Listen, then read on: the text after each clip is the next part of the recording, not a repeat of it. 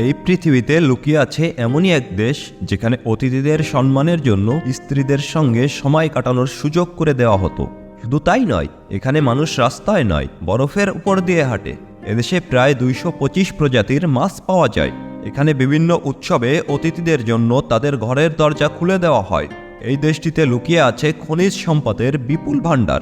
এখানকার মহিলাদের মধ্যে রয়েছে অদ্ভুত এক মায়াবী সৌন্দর্য। সেই সৌন্দর্যে ডুব দিতে প্রস্তুত গোটা দুনিয়া। এমনকি সেখানে সূর্যের দেখা খুবই কম মেলে, মাত্র 2 বা 3 ঘন্টা দিন থাকে। শীতের দিনে নাচ গান, আনন্দ ফুর্তি বা আধুনিক কিছু উপভোগ করার সুযোগ রয়েছে। পৃথিবীর সবচেয়ে রহস্যময় ও বড় দেশ হচ্ছে গ্রিনল্যান্ড। অবস্থানের জটিলতার কারণে সূর্যের দেখা খুবই কম পাওয়া যায়। মাত্র 2 বা 3 ঘন্টা দিন থাকে। গ্রিনল্যান্ড বিশ্বের বৃহত্তম দ্বীপ, কিন্তু এটি দ্বীপরাষ্ট্র নয়, এটি ডেনমার্কের একটি স্বায়ত্তশাসিত অঞ্চল। গ্রিনল্যান্ডের রাজধানী এবং পৃথিবীর সবচেয়ে ছোট রাজধানী বলা হয় নুক শহরকে। গ্রিনল্যান্ডের মোট জনসংখ্যার অর্ধেক লোকের বসবাস এই নগরীতে। প্রায় 17,000 লোক বসবাস করে এই নগরীতে। গ্রিনল্যান্ডের মাতৃভাষা হলো গ্রিনল্যান্ডিক ভাষা। এছাড়াও ড্যানিশ, ইংরেজি এবং ইউরোপীয় ভাষায় তারা পারদর্শী। তাদের মধ্যে অনেকেই খ্রিস্টান ধর্মের অনুসারী। গ্রিনল্যান্ডের আয়তন 21,66,086 বর্গ কিলোমিটার। আয়তনে বিশাল হলেও এর জনসংখ্যা মাত্র 57,000। বর্তমানে গ্রিনল্যান্ডে 80 ভাগেরও বেশি অংশ বরফে আচ্ছাদিত। মানুষ এখানে রাস্তায় নয়, হাঁটে বরফের উপর দিয়ে। গ্রিনল্যান্ডে অল্প সংখ্যক মুসলিম অধিবাসী বসবাস করে। এখানকার অধিবাসীরা ইনুইট নামে পরিচিত। ইনুইট শব্দের অর্থ হলো মানুষ।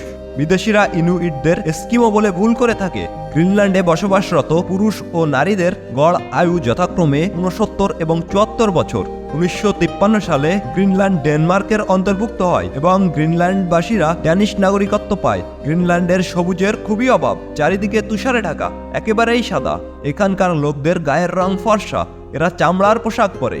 এদেশের লোকজন খুবই মিশুক প্রকৃতির।